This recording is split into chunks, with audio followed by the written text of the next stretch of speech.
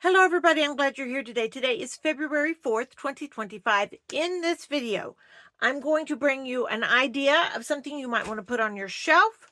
It is a long-term food item that's pretty cheap and tastes pretty good, all right? So I'm going to bring you that. It's probably something I may be late to the party here. Everybody else might be like, oh yeah, we've got tons of those, but I'm just now learning about them. So anyway, I'm bringing that to you.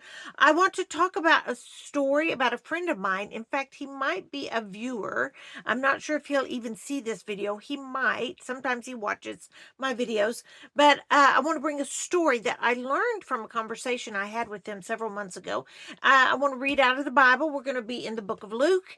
And I'm going to tell you about my time in the big city yesterday. And I mean the big city of Lubbock. All right. Now, so here we go. Let's start with my observations of city life. Okay. So yesterday, y'all, I had to go, Mike, my husband, had to go to the cardiologist for, we're at the age, that's what we're doing now. Every time we go to a funeral where someone died of a heart attack, we're like, we better make an appointment to see that cardiologist. So, but no, he's got a routine appointment going on with him. Anyway, it was our time to go to Lubbock to see the cardiologist. That is an over an hour trip. To down there where we live up in the Panhandle. It takes a while to get to the big city. And so we got up and left before 5 o'clock, which is no problem for us because that's when we're up. We're up early anyway. So that was no big deal. We got down there, did our thing, got breakfast. That was wonderful. And then went and saw his mom. That was fine. And then it's straight up emotional eating. All right, I'm just gonna throw it out there, y'all. It was around lunchtime, and Mike was like, I'm going to Taco Bell. Now, y'all, we don't have hardly any restaurants we have tacos and beer in our small town, which is straight up pretty standard Mexican food, if that makes sense to anybody. And so we have that, and then we have a pizza place, like a Simple Simon's Pizza. That's all we have, and that's more than we had for years. So we're so happy about that. But we don't have restaurants in our town, especially something like Taco Bell. So, and Mike has always loved Taco Bell. In fact, the night before we got married, we went to Taco Bell. And he gave me my wedding gift in the Taco Bell parking lot. It was a diamond pendant. I still wear it and have it. I love it. It's very dear to me. But anyway, that. So yesterday he's like, I got to go to Taco Bell. And I was like, I'm not surprised at all. So we went to Taco Bell. We're going through the drive through.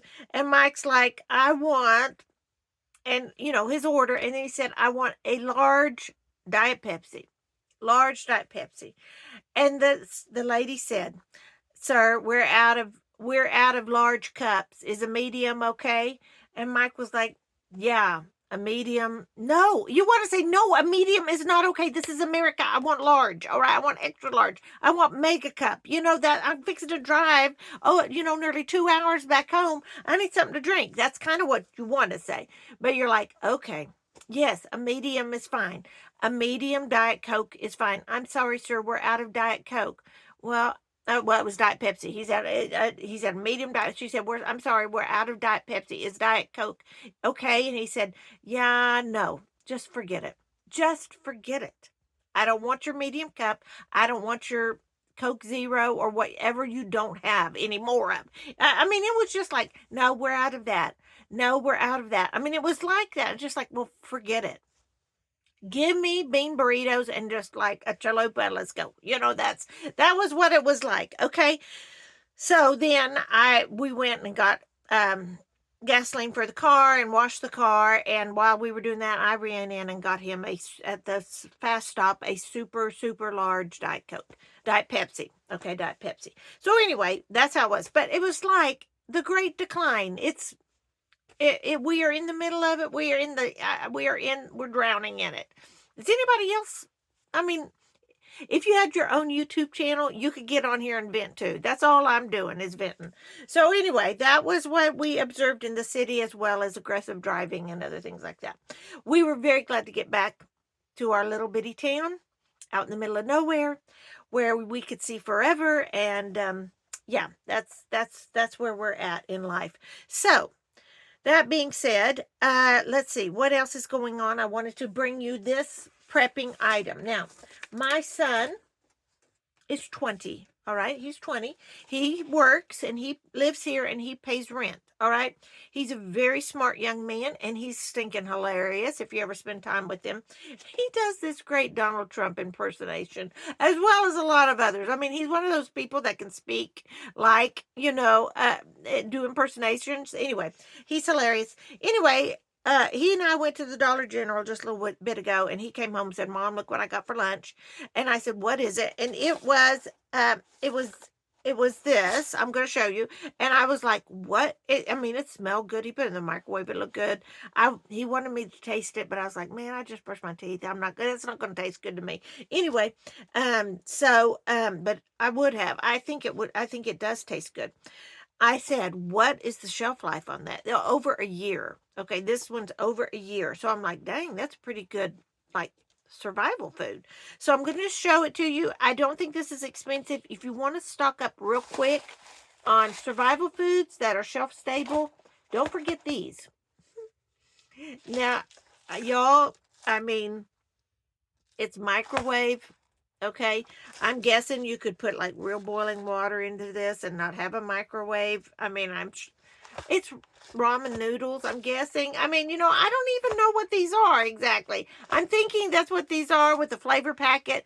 It's it's very palatable. It's very palatable. I would think. He is a picky eater. He doesn't just mow down everything.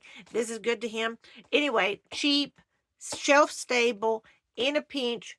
Probably not that nutritional for you, but still will fill your stomach in a pinch, all right? So y'all don't forget these kinds of foods. I know we do like survival buckets of 30-day freeze-dried foods and things like that. And those are great too. Those are amazing. And we have several of those. But don't forget, you can just grab some of these. Tornado season's coming. For us, at least. We live in Tornado Alley. And yeah, tornado season's coming. And y'all, it takes one night sitting in the bathroom with your whole family and your dog, and you go, "Wow, I wish I would have put some, a crate of food in here or some water." So it always, you never know when that's going to happen. You never know. So it's always best when it comes like March, it will be my month where I make my plastic crate full of just some foods, cereal, dry cereal, canned meat, peanut butter, crackers, water, that kind of thing. And I just put it in the bathroom. All right, my bathroom's big enough. I can put it in the bathroom, the tornado bathroom we all go in. And, it's there. And just in case, just in case, even, a tornado can knock your power out, even if you don't get hit by the tornado itself. So that's another prepping thing to just keep in mind as we move forward into spring. All right. Now, let me tell you this story right quick. Now, I think that's about all I needed to catch y'all up on. So when I heard this story, I thought about this, but I never did make a video about it. And then it just came to mind the other day. Again, I saw something that triggered this memory, and I thought, well, I'm going to make a video about this.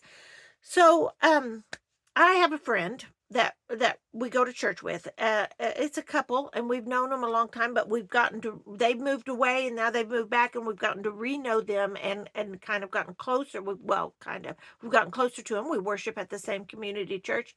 He is a cattle person. He does a lot of things. He does some farming for someone. He works in a corporate farmer for a corporate farmer, family farm kind of thing. And so he can farm, he can do a lot of things, but mainly he hauls cattle. Okay, he hauls cattle up to Oklahoma and Kansas, comes back or whatever, all over. All right. Now, the other day I was driving to go get my dog groomed down the road. She was going to go see Miss Deb, and so as I was taking Chloe down the road to Miss Deb's house, I looked out into a field and I saw them gathering cows onto this huge cattle truck, it's a semi truck, and they load cattle on there and move them to go get slaughtered or to the feedlot, whichever way. And so what was interesting was usually, now I'm no expert on moving cattle, and my friend should probably be the one making this video, y'all. But usually they use like four-wheelers to round up the cows, is my understanding. But this time there were horses out there, and they are cowboys. Whether they're referred to them as cowboys is my understanding. So that still exists, y'all. And even in the feedlots, they take the cows to the feedlot and give them food, special food that helps them gain weight and helps them. And that's people who are organic don't like that. All right, and that's your business. All right, I'm just telling you, that's how we do it. And the cows in these feedlots are hundreds and hundreds and hundreds, possibly thousands of cows. These our feedlots in our county and the next county are massive. All right, they're not little bitty piddling places. They're a massive thing. Millions of dollars are generated in these places. So I saw the cows getting loaded up, and I thought about my friend who moves cattle. He often it is a very dangerous job. He often gets hurt. Now, he's probably close to my age. He might be younger. I'm 58. If he's listening, I'm going to say he might be younger than me. I'm not sure exactly. But the point is, he's no spring chicken, and he's experienced. All right? So he understands cows. It is very dangerous. It is very dangerous to deal with cattle. They can kick you and kill you with one blow. I mean, that they are huge animals.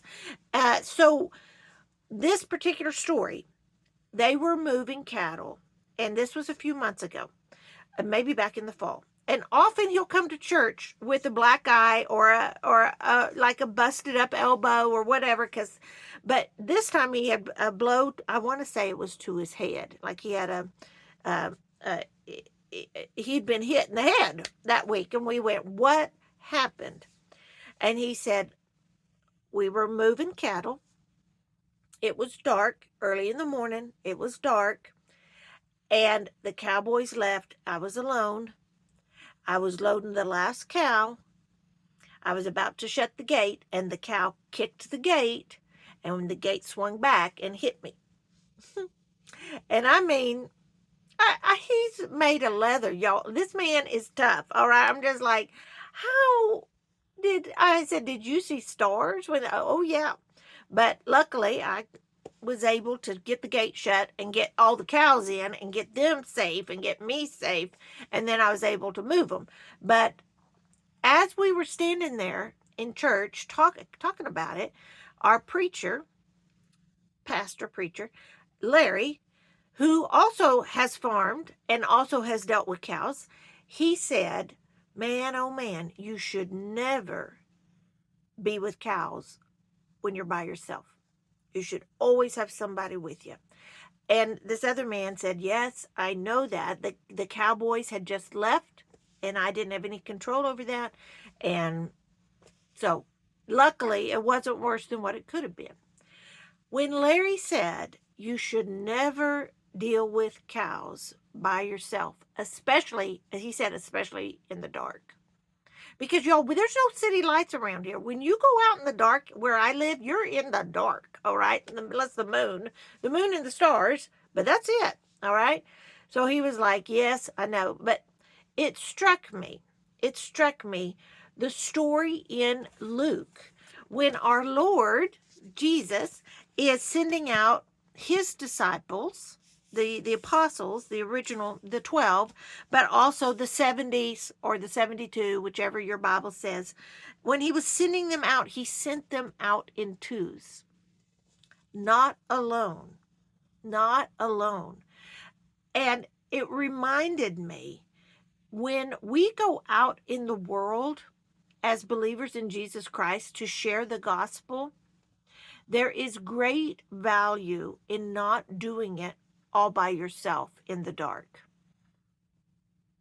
Because a cow can kick that gate, and that gate can swing back and knock you blind. I mean, that is the truth. The devil, it's easier to hurt one person to where they're so wounded they can't get out of the darkness. than it is two people. At least the chances of one person helping the other person is so important. It's safe. And our Lord knew that. We are not meant to do this walk with Christ all by ourselves, all right? Although I know there are times when you don't have any choice. There are times it's hard to find a body of believers. I understand all of that. And the Lord understands all of that. But what I was reminded of, I'm going to just read this verse. It's Luke chapter 10, verse 2. These were his instructions to them. Okay, this is Jesus talking. It's in red, y'all. The harvest is great, but the workers are few. So pray to the Lord who is in charge of the harvest. Ask him to send more workers into his fields. Now go and remember that I am sending you out as lambs among wolves. It's dark out there, gang. There are wolves that want to hurt us, okay? We are the lambs. Don't take any money with you, nor a traveler's bag, nor an extra pair of sandals, and don't stop to greet anyone on the road. And then he goes on with other instructions. But the point I'm making is he sent them out as twos, as couples, and he was like, y'all, the harvest, I mean, it's time to harvest, but there's not a lot of workers. And I don't think that's changed after all 2,000 years. That's still the same scenario we're working with.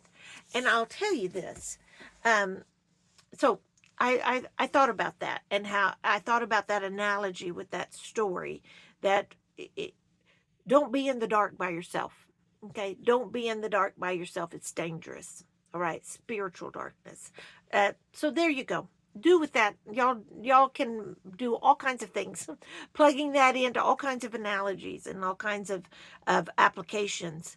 But when I read, every time I think about this, every time I read this, even when for years I've thought about this, when he says the harvest is great but the workers are few. Now, where I live also, there are what we call chopping cotton. All right. Now, they're not really there are real people there. First of all, there are machines that can spray and get rid of weeds in a cotton field. All right. That's possible. There are airplanes that can fly over and spray herbicides, pesticides, and kill what needs to be killed to make the cotton good quality when you strip it. But there are also people that the farmers hire to actually chop cotton. And I don't know if I've done a video on this or not, but chopping cotton is not actually chopping the cotton. They're actually chopping the weeds that grow in the rows between the cotton. Does that make sense? So they're chopping weeds, all right? So in my family, I've never chopped cotton, all right? But when my husband was a teenager, that's one of his first jobs he did. He chopped cotton to earn enough money to go to Bible camp for summer camp. So my brother-in-laws chopped cotton. My daddy, for sure, chopped cotton and actually picked cotton by hand as a young boy and a young man. My grandmother and grandfather, for sure, picked cotton by hand and chopped cotton. So that's my heritage, all right? That's where I'm coming from, all right?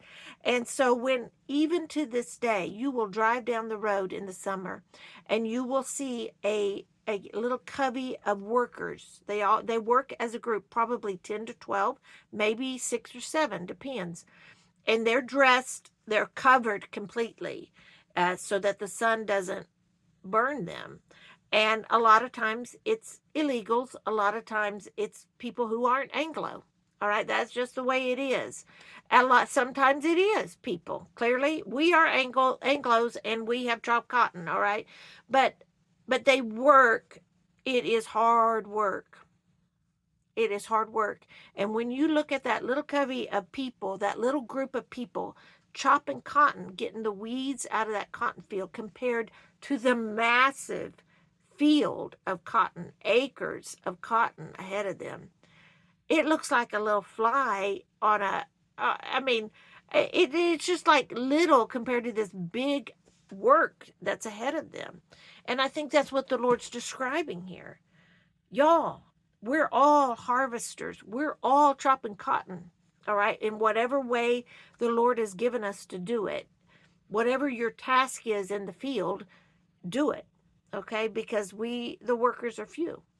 The workers are few. And so I've mentioned this before, we all have different roles. We're all different body parts. It's okay if you don't do what I do, because the Lord's given you a whole nother set of tasks. But what I'm telling you, and what I want to encourage us all to do, is get your gloves on, get your scarves on, get covered up, get your chopper, and start chopping cotton for the Lord. And know that there are wolves out there in the darkness, and have someone with you. Don't go at this by yourself. Does that make sense? I hope it does, y'all. I'm going to leave that with you. You do with it as you need to. Stay safe, America. This is Gina Lima Charlie. I'm out.